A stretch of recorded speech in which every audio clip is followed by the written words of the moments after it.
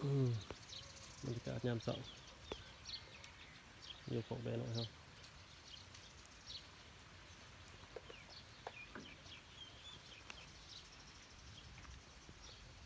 คนพวกสต๊อก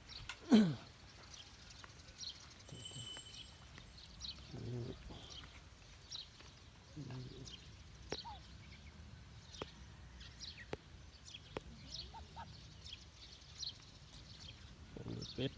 นี่เป็ด10 กว่าตัว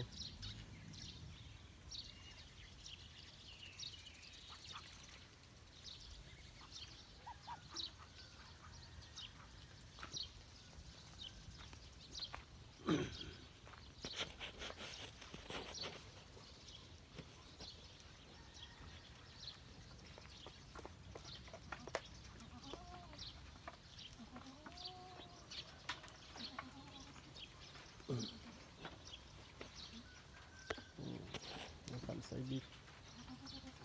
30 ปลาย40 ตัว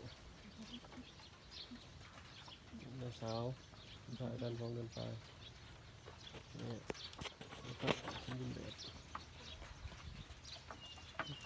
นี่การทำนี่นะถ้าพันไปกระเพาะภายในนี่นะครับ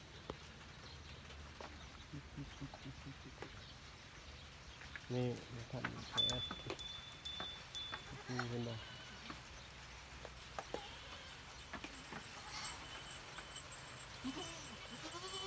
ความเบ่งนี่กูเพื่อนเพื่อนนะ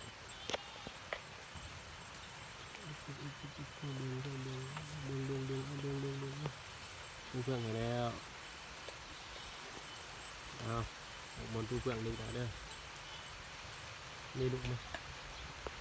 ซื้อผ้ากันต้องเดินไป3 เดือนแล้ว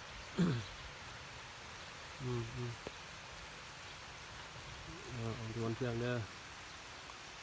ปึ๊บสุดนี่กูนี่เสียดายนี่ใส่